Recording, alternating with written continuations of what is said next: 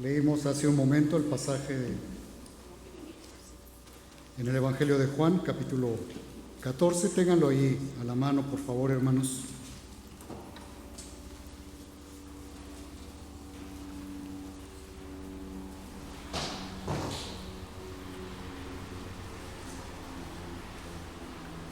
En el capítulo 12, el Señor anunció nuevamente su muerte. Y cuando seguimos avanzando en la lectura de Juan, vemos que antes de llegar al capítulo 13, pues están los preparativos para la cena del Señor. Ellos van al aposento alto, envía a sus discípulos a preparar todo. Y ya en el capítulo 13 vemos varias cosas que el Señor Jesús hace, que lava los pies de sus discípulos,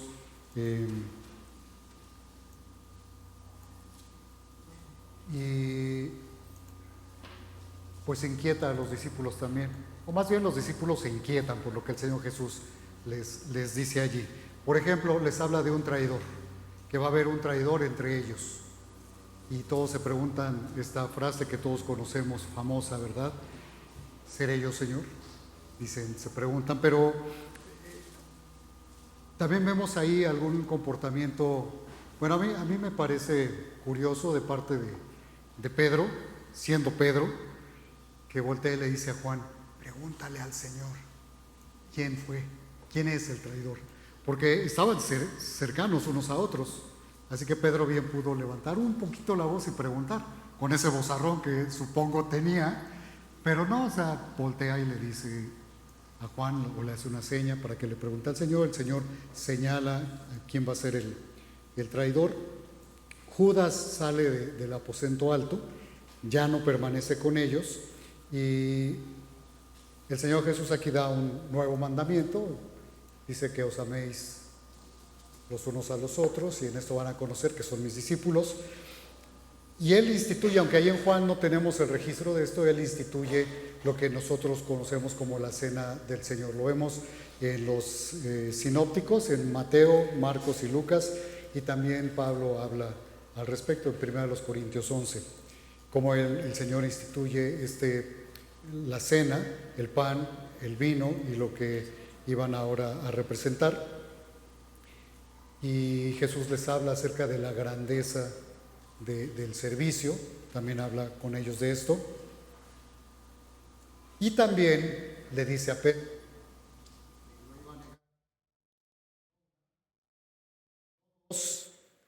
sino hasta 3 veces.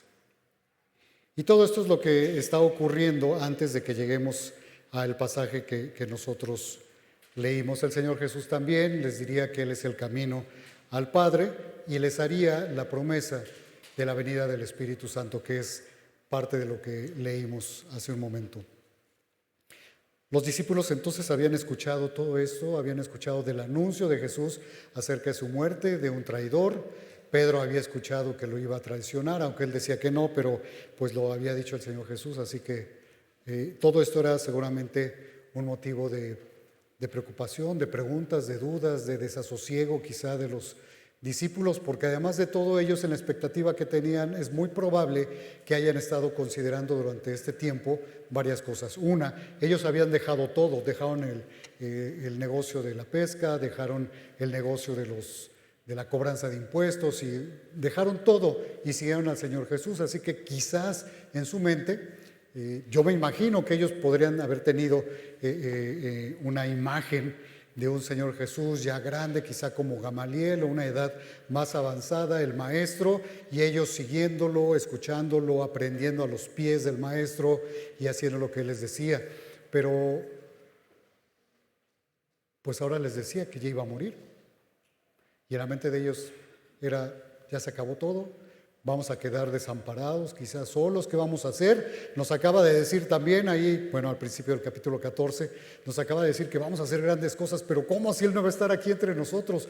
¿Cómo lo vamos a hacer si no está Él presente? No sé cuántas cosas pasaron por la mente de ellos. y qué había en sus corazones con respecto de estas dudas. Pero Jesús toma el tiempo para hablar con ellos. Y de hecho, si leemos hasta el capítulo 17, es Jesús hablando de manera ininterrumpida prácticamente. El discurso más largo. No ha contado las palabras, pero es el discurso más largo de Jesús, hablando sin interrupciones a sus discípulos a unas horas antes de ser arrestado. Él sabía que iba a ser arrestado. A unas horas antes de ser crucificado, Él lo sabía y se tomó el tiempo para hablar con ellos y para darles algunas promesas también. Instrucciones, pero también promesas. Y estamos viendo la serie Las promesas de Jesús. Y aquí vamos a encontrar varias promesas que el Señor Jesús le hace a sus discípulos y por extensión a nosotros. Él les dijo, ahí en el pasaje que leímos más de una vez, que Dios los amaría, que Dios los iba a amar. Y cuando leí este pasaje decía, bueno, es muy fácil leer esto y de pronto hacernos la pregunta, ¿entonces Dios solo amó a los discípulos? ¿O Dios solo ama a algunos? ¿O ha amado a todo el mundo? Y quiero, pues de manera muy breve, responder esa pregunta.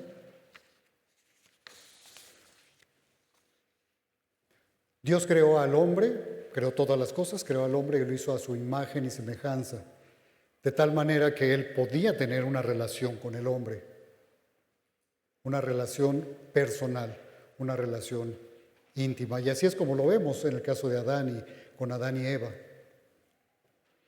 Y vemos también que Dios da el sostenimiento. Bueno, Adán y Eva cayeron, entró el pecado al mundo y entonces Dios dejó de amar a los seres humanos.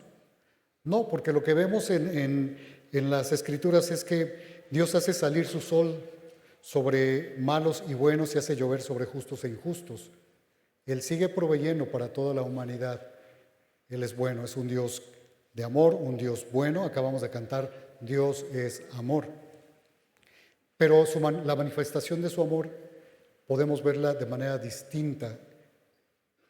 Y ahorita vamos a hablar más de eso. Pero dice en Salmo 145, los ojos de todos esperan en ti y tú les das su comida a su tiempo. Abres tu mano y colmas de bendición a todo ser viviente. Dios ama al ser humano y se muestra en general a todo el mundo, creyentes y no creyentes, incrédulos o no o creyentes, en la paciencia que Él muestra para con todos, porque dice la palabra que Él es paciente para con nosotros, no queriendo que ninguno perezca, sino que todos procedan al arrepentimiento. En 2 de Pedro 3:9 leemos esto. Y su misericordia se muestra para con todos, porque Él es paciente, espera, es benigno para con los ingratos y malos, dice en Lucas 6:35 al 36. Y el deseo de Él, el deseo de Dios, es que todos sean salvos. Porque Dios no envió a su Hijo al mundo para condenar al mundo, sino para que el mundo sea salvo por Él. Y entonces Él extiende una invitación real para todos, para que puedan ser salvos. Juan 3:16 nos dice que de tal manera amó Dios al mundo que dio a su Hijo unigénito para que todo aquel que en Él cree no se pierda, mas tenga vida eterna. Entonces habla del mundo y de todo aquel que crea, que acepte esta oferta de salvación. Y Dios quiere que los hombres sean salvos y vengan al conocimiento de la verdad. 1 Timoteo 2:34. Y por eso es que Dios envió a Jesús y el Hijo del Hombre vino a buscar y a salvar lo que se había perdido. Es como Dios muestra el amor para con todos. Pero la manifestación del amor de Dios para con sus hijos tiene otros matices. Hay más manifestaciones del amor de Dios para con sus hijos. ¿Por qué? Porque si no eres su hijo, si tú no has creído en Cristo, si tú no eres salvo, es cierto, hay un Dios de amor que es paciente y está mostrándote su plan. Hoy te lo va a mostrar de salvación. Pero cuando tu vida se termine aquí en esta tierra, ya no va a haber más oportunidades. Y lo que vas a conocer es la justicia de Dios. ¿En dónde? En el infierno. Y no nos gusta hablar y usar esa palabra, pero es lo que dice la Biblia. Aquel que muera sin haber creído en Cristo irá a la condenación eterna. Y eso es lo que dice la palabra de Dios, es lo que dijo Jesús y es lo que vemos mostrado aquí en la palabra, en la Biblia. Sin embargo, mientras estés vivo, Dios tiene paciencia y te está mostrando su amor en ese plan de salvación. Ahora, a los discípulos les dijo, van a ser amados. Y tengan ahí sus Biblias, hermanos. Vamos a leer algunas partes de lo que leímos. En el versículo 21 dice: el que tiene mis mandamientos y los guarda, ese es el que me ama. Y el que me ama será amado por mi Padre, y yo le amaré y me manifestaré a él. Luego en el versículo 24 dice: el que no me ama no guarda mis palabras. Y la palabra que habéis oído no es mía, sino del Padre que me envió. Ahí lo expresa de manera negativa, pero ya lo había reiterado en el versículo 23. Dice: el que me ama, mi palabra guardará. Y lo dice en el orden distinto del versículo 21, pero eso no afecta en nada. El que tiene mi palabra y la guarda es el que me ama. El que me ama guarda mis mandamientos, guarda mis palabras, mi palabra. Y entonces, esto de tener significa que poseemos, que nos aferramos a esta palabra, que le creemos a Dios y que guardamos a Jesús y que guardamos, obedecemos, hacemos lo que Él nos pide. Es decir, somos obedientes. Es esto de poner en acción lo que hemos escuchado, lo que Dios nos dice que hagamos, que vivamos como Él quiere que nos comportemos, es ponerlo en acción. Eso es guardar. Guardar no es llegar a tu casa, cerrar tu Biblia, ponerla dentro de un cajón y decir, estoy guardando la palabra de Dios. Bueno, en un sentido la estás guardando en un cajón, pero no estás guardando en el sentido que dice aquí. No estás obedeciendo necesariamente su palabra. Estas dos acciones entonces son la evidencia de que le amamos, porque el amor a Dios, el amor que Él quiere que expresemos, no es un amor emocional, es un amor de la voluntad que se expresa en una obediencia práctica. Es un amor que nos lleva, una decisión que nos lleva a obedecer en las cosas prácticas lo que Dios nos ha pedido que hagamos y como Él quiere que vivamos. Pero ¿cómo comienza todo esto? Bueno, escuchando y creyendo las palabras de Dios. Y en primera instancia, ¿cuáles son? Bueno, el contenido, la comunicación, la primera que debemos escuchar es lo que Jesús dijo unos versículos antes. Vean ahí en el versículo 6 del capítulo 14. ¿Qué dice, hermanos? Jesús les dijo: yo soy el camino y la verdad y la vida. Nadie viene al Padre sino por mí. Así que tenemos que entender que somos pecadores, que hemos ofendido a Dios, que merecemos la condenación eterna, que estamos muertos. Tenemos que entenderlo y tomar la decisión de creerle a Jesús, que Él es el único camino que nos lleva al Padre y que si creemos en Él, entonces tendremos esta relación con Dios, con el Padre, estaremos en paz con Él y entonces seremos salvados, seremos justificados, regenerados, tendremos nueva vida. Pero ahí empieza todo, porque no podemos tener su palabra, guardar la palabra de Jesús y que el Padre nos ame si no somos sus hijos. Que se manifiesten esto que Jesús va a decirle a sus discípulos, que son 4 manifestaciones del amor de Dios para con sus hijos, para aquellos que han creído en Cristo, que tienen su palabra, que la guardan y que le aman. Que le aman y que entonces guardan su palabra. Por eso Jesús ahí leímos en el versículo 23 también: el que me ama, mi palabra, dice, guardará, y mi Padre le amará. Ser amado, ser objeto de este afecto, de este cuidado, de este amor de Dios, es para aquellos que ponen su fe en Cristo. Déjenme leer algo que un teólogo escribió es del siglo pasado, él murió a la mitad del siglo pasado, 1950 por ahí. Él escribió esto: al creer inmediatamente después, instantáneamente, reconciliados, redimidos. Estoy haciendo una condensación de lo que él escribió. Somos entonces reconciliados, redimidos, apartados, libres de toda condenación, unidos a Cristo, nacidos de nuevo, vivificados, hijos de Dios, regenerados, hechos aceptos en el amado, justificados, perdonados de todos nuestros pecados, libertados de la potestad de las tinieblas, hechos cercanos, tenemos entrada al Padre, herederos de Dios y coherederos con Cristo, miembros de la familia de Dios, unidos vitalmente al Padre, al Hijo y al Espíritu Santo, completos en Cristo, puestos bajo el cuidado de Dios, poseedores de toda bendición espiritual. Y hay más. Esto es en cuanto a la posición en que Dios nos coloca cuando creemos. Digamos que inmediatamente después o instantáneamente todo esto es nuestro, somos puestos en esta posición. Y entonces empezamos a recibir las bendiciones espirituales de Dios y otras que no necesariamente entendemos hasta que vamos comprendiendo la palabra de Dios y la estudiamos. Pero lo que sí podemos creer y saber es que Cristo murió por nosotros.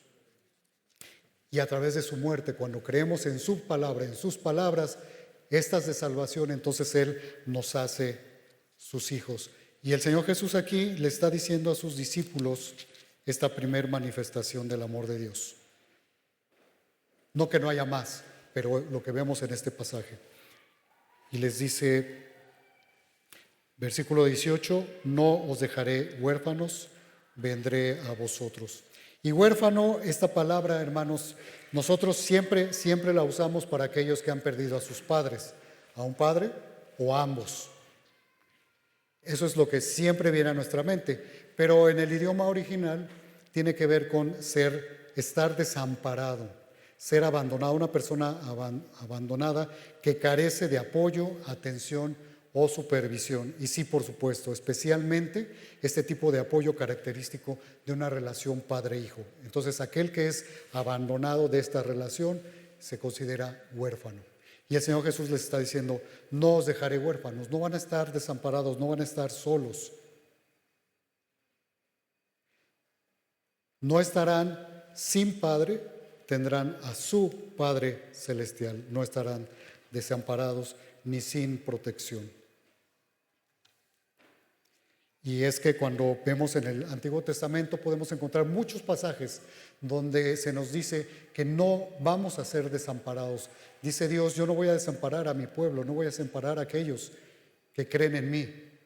Y luego en Hebreos se nos dice ya a nosotros que está escrito que no nos dejará ni nos desamparará. Así que no estaremos como huérfanos. Y es lo que el Señor Jesús le está diciendo a sus discípulos, no os dejaré huérfanos, porque sabemos que hemos sido hechos hijos de Dios al creer en Cristo y no vamos a ser desamparados. Porque a veces nos sabemos hijos de un padre o una madre aquí terrenal y algunos hemos vivido la experiencia de ser abandonados, desamparados de parte de nuestro padre. Y algunos de parte de su papá y su mamá o solo de su mamá. Pero en el caso de los cristianos y del Padre Celestial no es así. El Señor Jesús les dice, no quedarán desamparados. La segunda manifestación es que Jesús dijo que se iba a manifestar, que lo iban a ver y lo iban a ver manifestado en sus vidas. Versículo 19, todavía un poco y el mundo no me verá más, pero vosotros me veréis, porque yo vivo, vosotros también viviréis. Y luego en el versículo 21, ahí más adelante dice, el que tiene mis mandamientos y los guarda, este es el que me ama, y el que me ama será amado por mi Padre, y yo le amaré, y me manifestaré a él.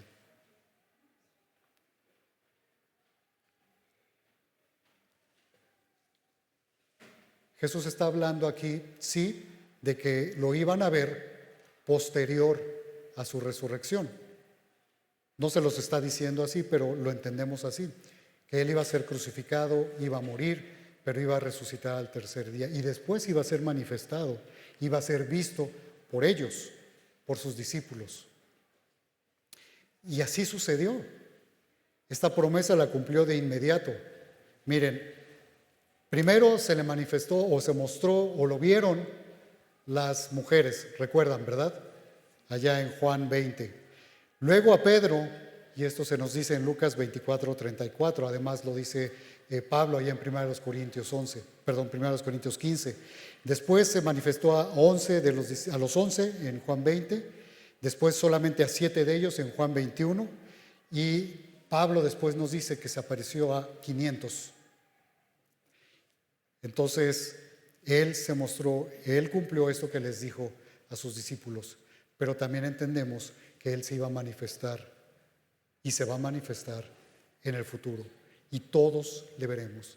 Y aquellos que le veamos cara a cara, sus hijos, su iglesia, que seremos un día arrebatados y estemos ya en su presencia para toda la eternidad, le vamos a ver tal y como Él es, cara a cara.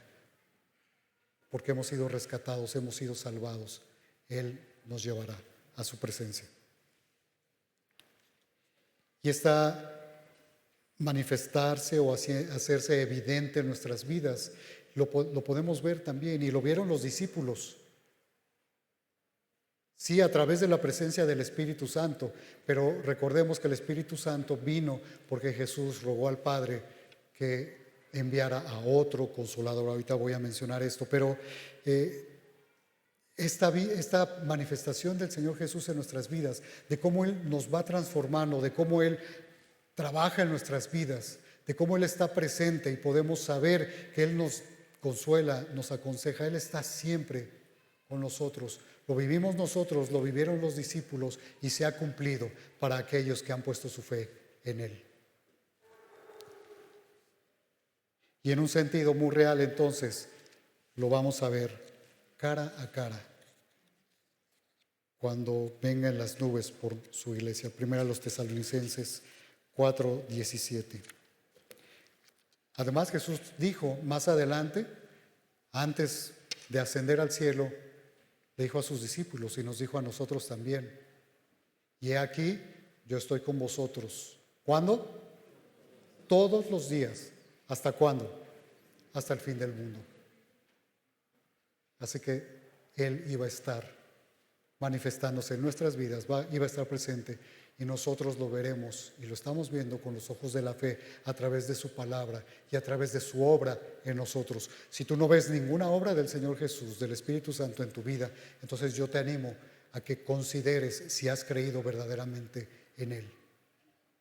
Si sigues igualito, viviendo igual, siendo igual, como cuando el día en que tú dijiste que habías creído en Él, entonces te aliento, te animo a que reconsideres y vuelvas a leer y vuelvas a escuchar el mensaje del Evangelio.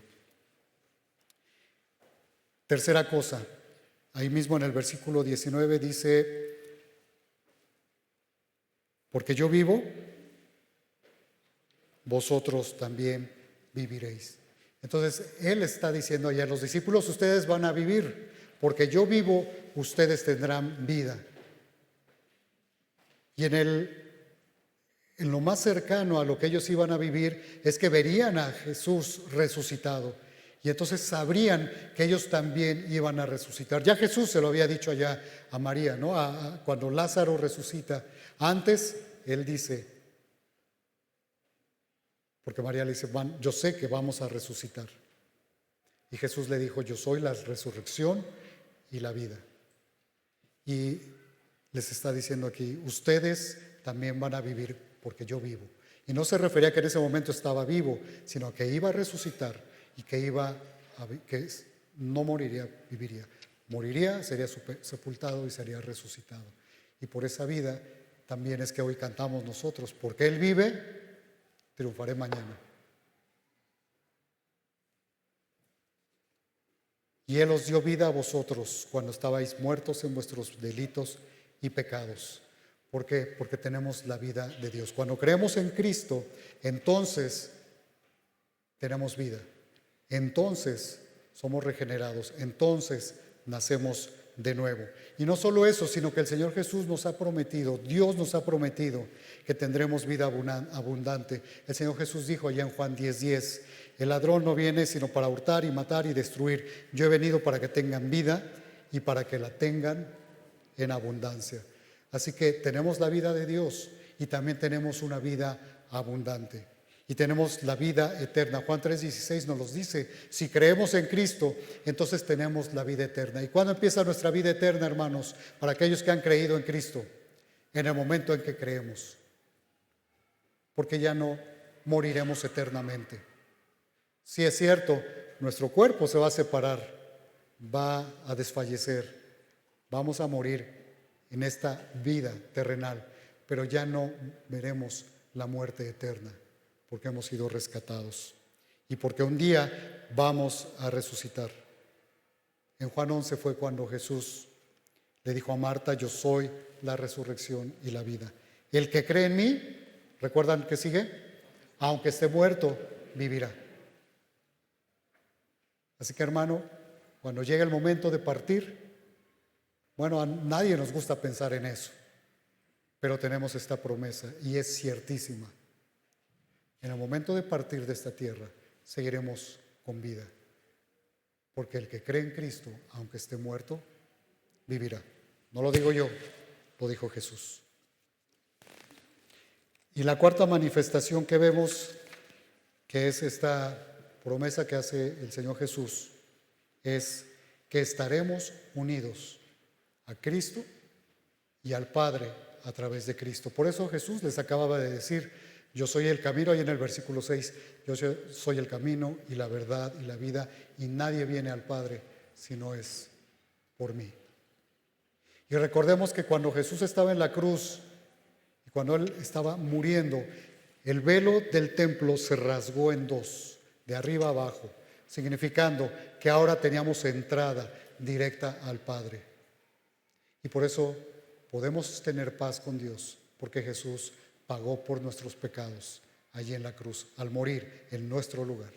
Y podemos tener esta relación íntima con el Padre, esta relación íntima con Jesús, porque Jesús nos ha dado vida y podemos tener esta unión. Cuando nosotros creemos en Cristo, entonces somos colocados en una unión con Él, una unión que ya no se rompe. Y estamos entonces, es cuando leemos en las Escrituras, que se dirige a aquellos que están en Cristo.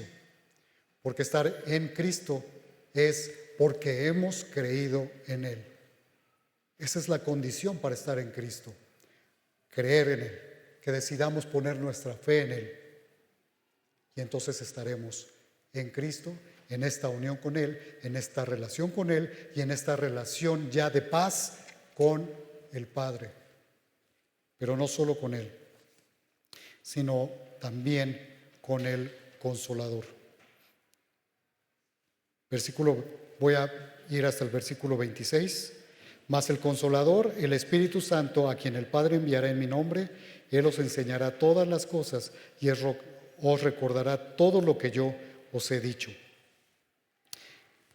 Por favor, regresen ahora al versículo 15. No lo leímos, pero es parte de este pasaje. Dice, si me amáis, guardad mis mandamientos. Y yo rogaré al Padre y os dará otro Consolador para que esté con vosotros para siempre. El Espíritu de verdad, el cual el mundo no puede recibir porque no lo ve ni le conoce, pero vosotros le conocéis porque mora con vosotros y estará en vosotros. Algo que vemos cumplido en el Pentecostés, cuando el Espíritu Santo viene y a partir de ahí Él viene a morar en cada uno de los que creen en Cristo. Pero el Espíritu Santo ya estaba con ellos. Y Él dice, voy a rogar a mi Padre para que envíe otro Consolador. Y aquí solamente quiero mencionar esto. Cuando vemos esta palabra otro, en el idioma original, en el griego, hay dos palabras para decir otro. Otro de cualquier especie, como decir otra cosa, y otro con las mismas características, con la misma esencia. Y esa es la palabra que usa Jesús aquí. No dice otro cualquiera, sino otro igual a mí, que va a venir. Y esta palabra Consolador en el idioma original tiene que ver con aquel que es llamado para estar al lado de alguien. Y eso se utiliza o se utilizaba para un abogado, para un defensor, para alguien que apoyaba, un consejero, alguien que daba fortaleza. Entonces, todo esto y más es lo que el Espíritu Santo hace en nuestras vidas. Tal como Jesús lo estaba haciendo aquí cuando estaba en la tierra con sus discípulos. Y Él les dice, voy a pedirle al Padre que envíe otro consolador. Y dice, a quien el Padre enviará, en mi nombre, Él os enseñará todas las cosas y os recordará todo lo que os he dicho. Y cuando Jesús dice que va a ser enviado en su nombre, quiere decir que va a ser enviado en sus méritos, no porque nosotros lo merezcamos, sino por los méritos del Señor Jesús. Con el mismo carácter, con la misma esencia, va a ser este consolador, este que va a estar a nuestro lado y en nosotros. Porque entonces sabemos que el Espíritu Santo viene a morar en nosotros. Dice la Biblia en 1 Corintios 6 que nosotros somos templo del Espíritu Santo, y eso significa entonces que el Espíritu Santo mora en nosotros. Y se nos dice también que Él viene y nos sella. Nos sella. Así que estamos seguros en Cristo cuando creemos en Él y recibimos al Espíritu Santo. Y entonces tenemos esta relación que el Señor Jesús está mencionando aquí, en esta unión, porque Él dice, yo estoy en el Padre está en mí, yo estoy en ustedes y ustedes en mí. Entonces nosotros estamos en Cristo y estamos en esta unión y esta relación con el Padre y también con el Espíritu Santo, con Dios. Algo que no se manifiesta en la vida de aquellos que no son creyentes. Por eso decía al principio, si vemos la manifestación del amor de Dios en la paciencia, en que Él envió a su Hijo, en que Él da la oportunidad a todo el mundo para que crea, que escuchen el mensaje y crean, pero hasta ahí, porque si mueren sin creer, no habrán vivido nada de esto que hemos estado hablando ahora. Esto que Dios ha prometido, esto que Jesús le prometió a sus discípulos, que no estaríamos solos, que tendremos vida en Cristo, esta vida de Dios, vida abundante, vida eterna, que Jesús se manifestará en nuestras vidas y estará presente y que tendremos esta relación con Dios.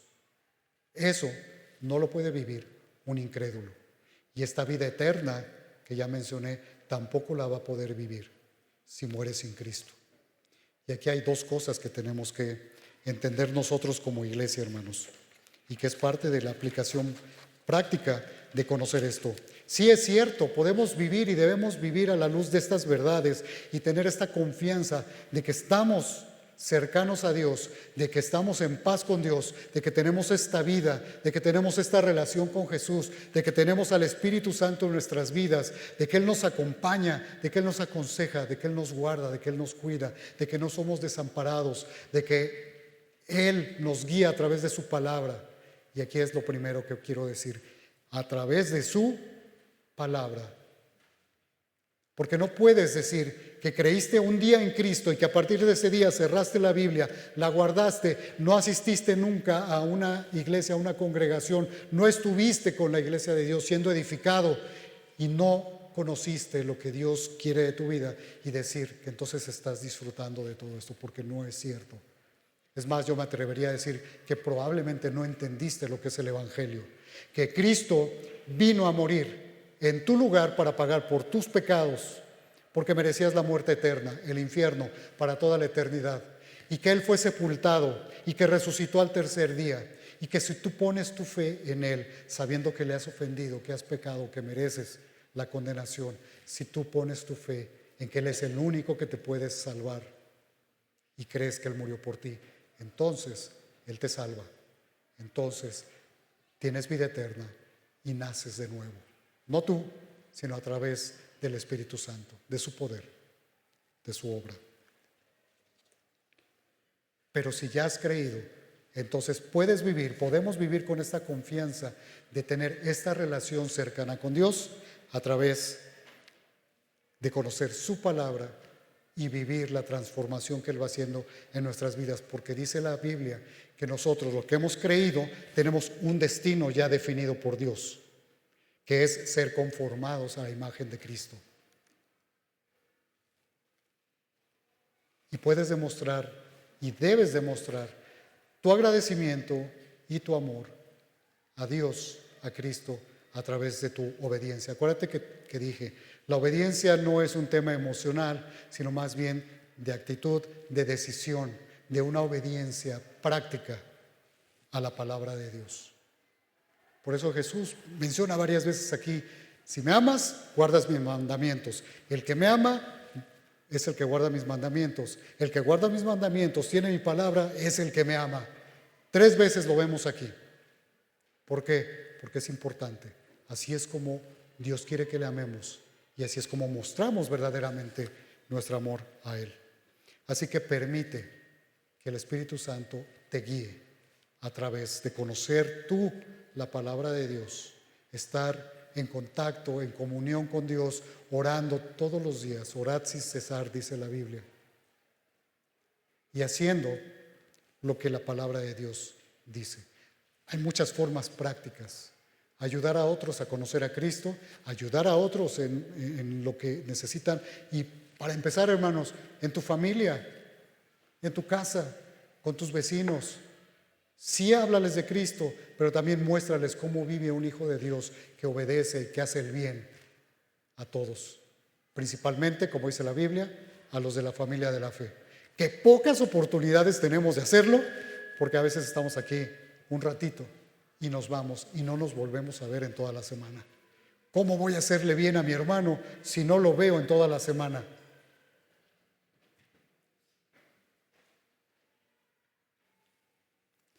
Y si tú no has creído, hoy es el día.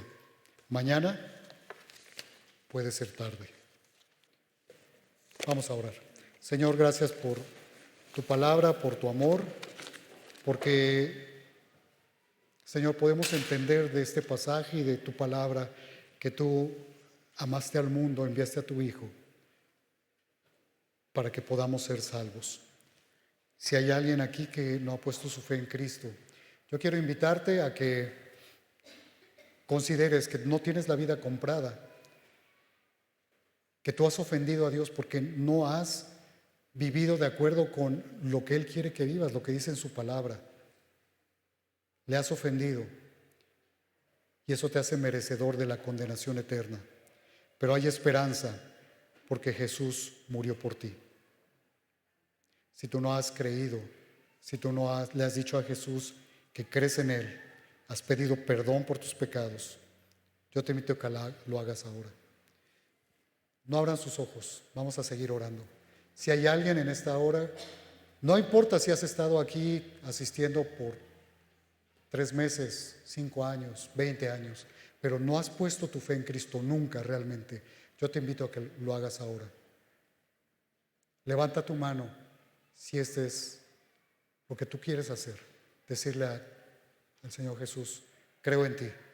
He entendido que he pecado, que merezco la muerte, la condenación eterna, pero creo que tú me salvaste y sé que tú eres el único camino al Padre y a la vida eterna. Levanta tu mano, quiero que oremos juntos. Dios te bendiga, Dios te bendiga. Pueden bajar su mano. Si hay alguien más, Dios te bendiga. Alguien más allá entre la congregación, Dios te bendiga. Dios le bendiga. Dios le bendiga también. Voy a orar y quiero que en tu lugar, tú que levantaste tu mano, no es por esta oración, yo solamente voy a decir lo que en tus palabras tienes que expresar. Y te voy a pedir también que saliendo busques, allá hay una mesa para que te den una porción de la palabra de Dios y platiquen 2 minutos, 5 minutos contigo. Tú sabes quién eres que levantaste tu mano. Señor, que estas personas que han levantado su mano, Padre, tú obres y sigas obrando en sus vidas, en sus corazones. Que ellos puedan decirte yo sé que he pecado, que he ofendido al Dios único y verdadero, pero ahora entiendo que he sido sujeto de su amor a través de la muerte en Cristo. Pongo mi fe en Jesús, en su persona, en lo que Él hizo en la cruz. Perdona mis pecados, sálvame, porque solo tú puedes salvarme. Yo no puedo hacer nada, tú puedes salvarme. Rescátame. Y Señor, que tú a lo largo del tiempo vayas confirmando esta decisión que ellos han hecho, que puedan ellos seguir buscándote y que podamos verlos con nosotros, Señor, para poder orar con ellos, gozarnos con ellos y seguir estudiando tu palabra junto con ellos. Y Padre, aquellos que ya han puesto su fe en ti, aquellos que hemos creído, Señor, que no echemos en saco roto lo que nuestro Señor Jesús nos ha mostrado, nos dice en su palabra, con sus palabras, que no nos deja, que tenemos vida, que tenemos esta relación, que tenemos al Espíritu Santo, pero que tenemos que ir y ser testigos fieles de esto que vivimos a aquellos que no te conocen, que no conocen a Cristo, que llevemos el Evangelio a otros. En nombre de tu Hijo Jesús oramos. Amén. Que Dios les bendiga, hermanos.